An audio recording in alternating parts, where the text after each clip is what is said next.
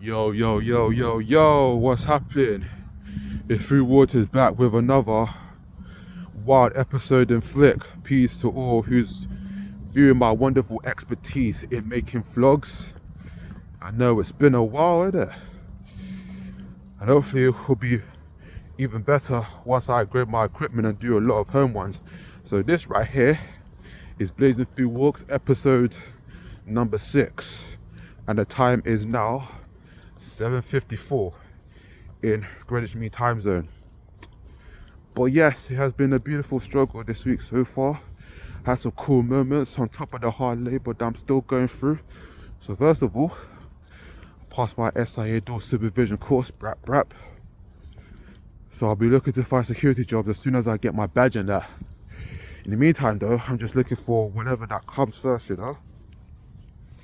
Wherever I fit in will come first. I've been applying for various jobs each and every day, even the ones that require no experience, but has a satisfactory amount of understanding about these roles, because yeah, that's bound to happen. They'll test you out, whether it's by a trial, at the shop, interviews and such. So yeah, I definitely learned about going for no experience job. It's not as simple as one thinks, like, oh, you're just gonna land on the store and get paid. Nope.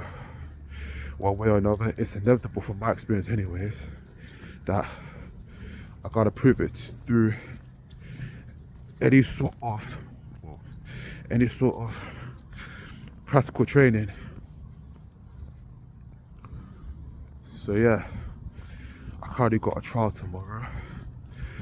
Hope it all works out, because the job I will be eventually getting is fairly decent.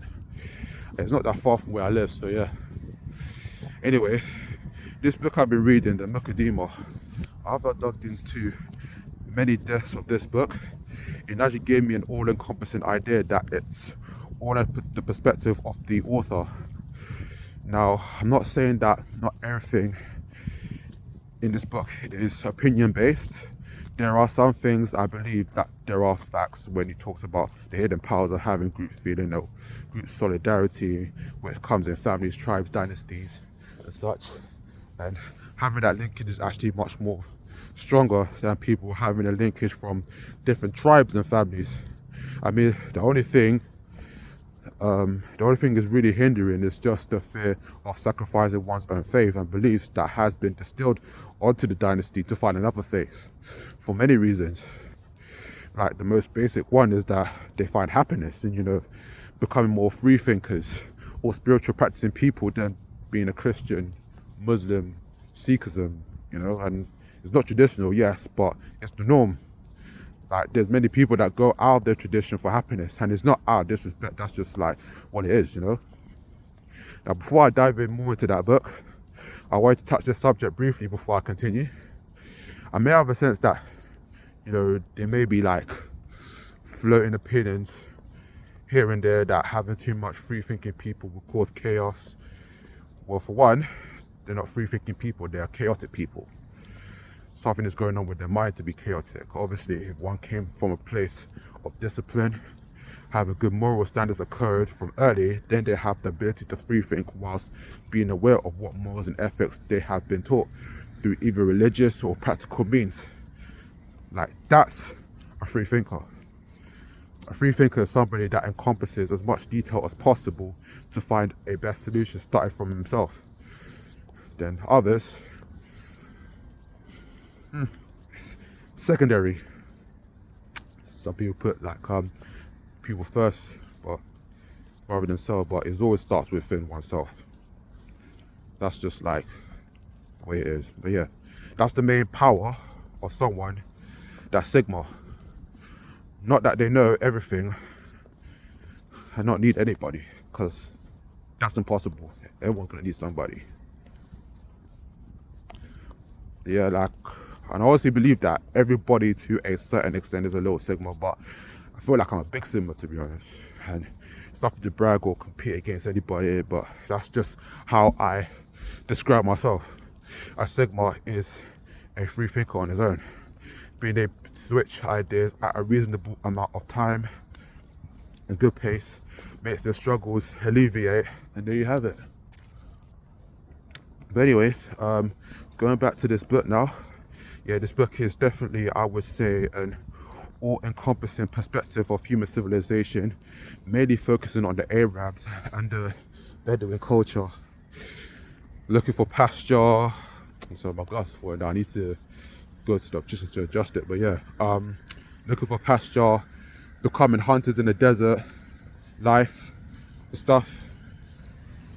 And it's also Quran based, as is what the author, you know, I believe he genuinely believes it because he mentioned like the Quran a lot in his book, you know, as he most likely had ties with his dynasty that, you know, believes that the ways of the Quran is their way of life. And what actually got me really into this is that I found that he was a genius, and I was going through mainly black history, and I think I was doing research on the Moors and the black Moors and how they differentiate from each other, as the word Moor means black, dark skin.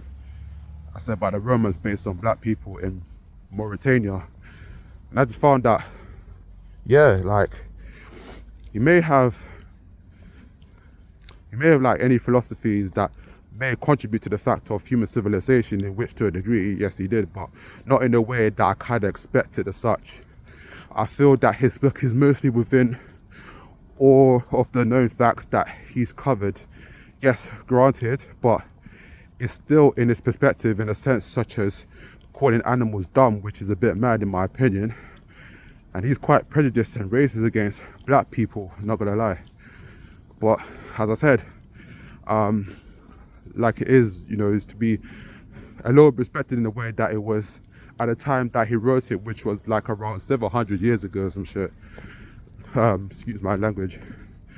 Where I'm assuming that researchers are still finding out about different tribes from across the globe. But in hindsight, research has been going on way longer, that through conquests, wars, etc. And now it's to a point where it's systematic now, where we become, as a whole, more aware about politics and rules and beliefs from almost all countries in the world. So yeah, I'm up to a point where he talks about the common attack methods that people use in combat. One I believe is called close combat, something like that. I don't think it was close combat. Hold on, let me see if Google knows what it is.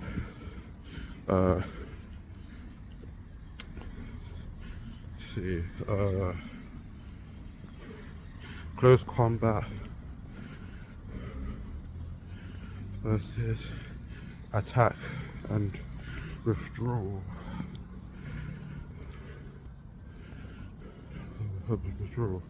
Oh snap. Yeah, AI is not showing up. But yeah, like AI is not showing up. Hold on, let me try. I don't think it's called close combat though. I think it's called close something else, but I know the other attack method is called attack and withdrawal. Hold on, let me try chat GPT.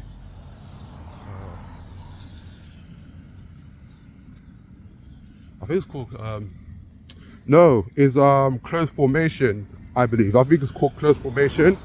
Let me try close formation actually. Let's see if that changes.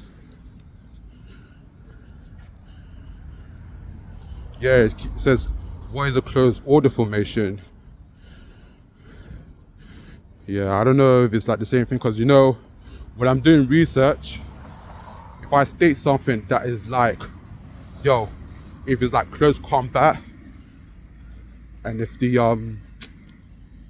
top links say, you know, close combat, then I'll have a look at that.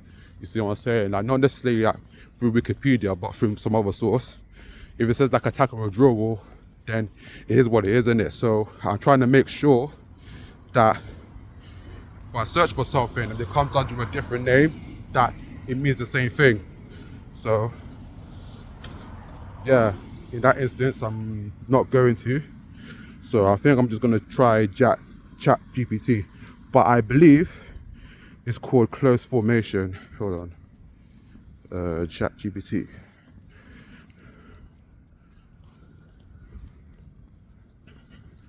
Alright, so close formation,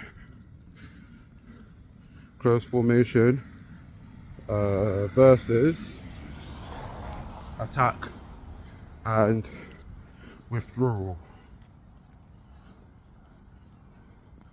Alright, let's check the results. Okay, so here's close formation, right? So close formation and attack and withdrawal are military tactics that differ their purpose, structure, and application. Number one, close formation refers to a tactical arrangement where units or soldiers are positioned closely together, typically a combat. Okay, purpose, primary goals, strength, actions, use case, these are the best positions, so attack and withdrawal. Okay, key differences. Close formation is about maintaining a structured and cohesive unit, while attack and withdrawal is about fluid, flexible, and dynamic maneuvering. Okay, cool.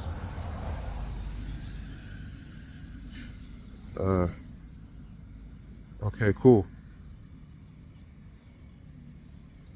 Alright, so yeah, ChatGPT. Yeah, that's it. So close formation is like, for example, where you see one soldier has like a big shield that covers their troops whilst attacking. They may have like 15 or 30 troops behind the man with the big ass shield. That's like close formation, because they are tightly packed and they are focusing on defense and cover whilst on the battlefield. Attack methods is more of like, in certain war movies, there'd be a king or an emperor riding in front of his men, and he'd be like, charge! Like showing his gesture with his respectable sword or spear, and the troops are like widespread, and the king or the commander said this is like charge, and like they march behind the king, and and they proceed with the attack. And that's like an attack movement. And withdrawal is like you're retreating, not necessarily back to the kingdom, because that's normally happens after a defeat, but retreating back to their formation to avoid cover. So it's more useful for long range attackers such as archers and javelin throwers around that time. And the best example of attack and withdrawal nowadays is like shooting at a target and taking cover behind a wall or something, like you're retreating, relying on stealth and accuracy. It's literally the same thing. Yeah, it's literally the same thing. Now, the downside to that is if they get too close to a close combat specialist, they're in trouble, unless they know close combat themselves. Even like certain assassins, ninjas can be attack and withdrawal. And they'll actually attack and withdraw first priority way before they engage in close combat or close formation. That's their usual thing, because like they're assassins. Ninjas are like assassins. Ninja is like a Japanese term for an assassin. Samurai too, like if you're attacking someone from behind and had it for an assassination attempt, that's basically attack and withdrawal. Or if you do something that's preemptive and you're backing off and retreating, that's attack and withdrawal. So yeah, I'm nicking history up until now, which is definitely a good thing, because I feel that I can get smarter, like know where it all comes from and such. But yeah, that book otherwise is all under the perspective of life and human civilization from the author and his most favorable belief in the Quran, within the facts and the opinions given inside it. And yeah, it's a long ass book. I have my own methods of reading books that ain't available for the audio book version. And yeah, saying this for the record, I didn't get that book because I want to be a Muslim, respectfully. I just wanted to see where in certain aspects he could be regarded as a philosophical genius. And yeah, I would say that he is, but throughout his genius, he made some insensitive remarks against animals and black people associated having characteristics like of those so-called dumb animals, which is funny because the Arabs in the Maghreb region and other places in North Africa are also called Moors. But not every North African Arab in those places is black. Some have white features or Arabic around that time. So from that aspect, they shouldn't be called Moors. Then by default, or maybe because black people were the first Moors, because it's in Africa. When the Arabs colonized parts of Africa from the Arabian Peninsula, before the Romans discovered North Africa, they became within this nomenclature. So the Romans just be like, oh, because they're there, might as well just call them Moors as well, I'm guessing. Well, why didn't the Romans just call the non-black African people that are white or Arab, I don't know, like the enemy or something, which we're not at first, because they started the colony, or, you know, so once they start the colony, they automatically created an enemy, you know, for themselves, or something that's disparaging, but at least it makes more sense other than the Moors, because there's nothing Moorish about them. Like, we are the Moors. To be really deep, we're not even like Moors like that. Like, we're like brown, copper colored, chocolate, caramel skinned people. We're not even black people. There's no such thing as a black or a white person. And I think I mentioned it before when in regards to if the first Egyptians were black people. Like they have melanin, but I would say nowadays people would test how black and white a person is over mindset rather than skin color now. Calling other people coons and, you know, race traitors, this, that, and another. So Egyptians may have a mindset that is tribal and it supports people with a higher melanin skin color. So I would say that their alignment is being a melanated race, just like Africans, Native Americans, and Native Australians. You know, I mean, but I don't think they're black. You know, I mean, like, even when the archaeologists discovered them through the tablets and the pyramids, it's just like, it's drawn, it's inscribed, it's not tangible proof what skin color they were, or, you know, or we are, or our ancestors were, you know. But I know for sure that we are not black and white people. Like, they could have just drawn the legends to fit with the color scheme to make it easier to see. Because sand has a known color, which is beige to light brown. I feel that's when you would draw, if you draw on like a black or a white sheet of paper, merely hues without any saturation of any sort to draw a person very accurately, skin tone and everything, then it's more believable, because sand color is saturated with yellow, red, and a bit of white.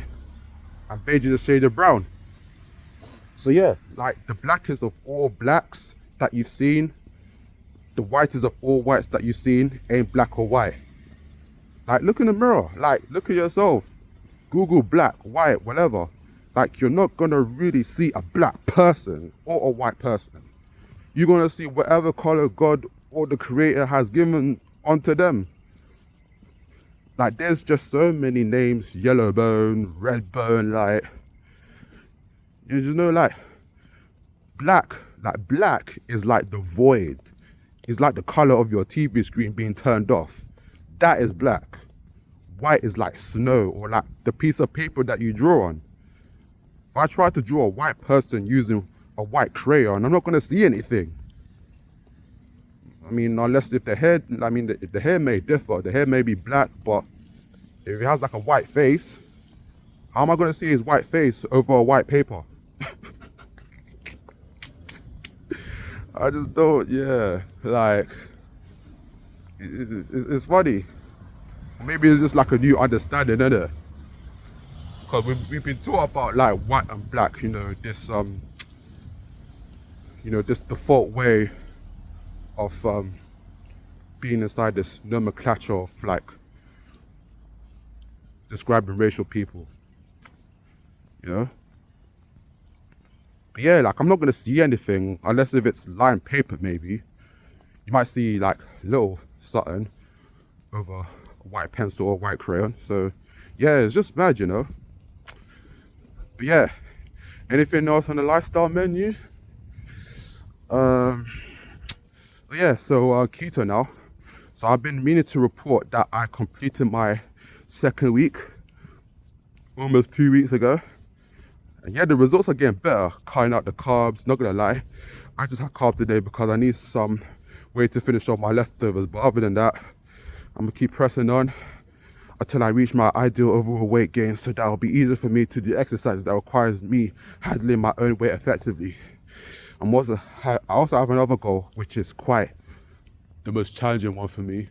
I can see that's a dead end. You know, I'm not even like concentrating like that. I'm just trying to keep my audiences engaged. But yeah, I also have another goal, which is quite difficult for me at the moment, is self-rehabilitation in certain things, you know. But it's just like life, kind of stressful consequences with no hard work has been put into anything, and I'm an optimist, you know. But yeah, this Christmas week, carbs is to be expected.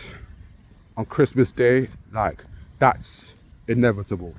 Carbs definitely going to be expected, especially when you're in the family that's Christian oriented, you know. But yeah, that's going to be expected. And there's going to be a moment in the future where I reach below 90 kg anyway and just maintain it from there, you know. But as for right now, I'm trying the week coming up last week. And as I said, I'm a free thinker. I go to moments like this where it can be enjoyed and celebrated upon with the family, and all other things like Santa Claus and Rudolph the Red-Nosed Reindeer, like, leave that for the kids, you know. Like, they'll find out the real truth soon, and it might be scary. But yeah, hard work and patience, determined to change, and if not now, not ever. And I'm happy I passed. At least now, more opportunities to find work will come, and at least until my SIA license expire, in which I believe it's 3 years, and then it says at I think it's around like 2025, or start around like the new year comes 2025. If people's licenses expire, they'll need to take a refreshers course. I think it was starting from April 2025, I believe. So yeah, peace out. I'm out. Hope you enjoy a wonderful Christmas. If y'all celebrate it or not, I just do it for the fam, not for the belief, obviously. But yeah, see you lot on the next episode of Blazing Through Walks. Random, on the spot, spontaneous topics. Have a happy new year, guys. Honestly, don't wait until the resolution. Like, if you can change now for the better, the sooner it will become more so. But yeah, I'm out. Stay blessed. Love.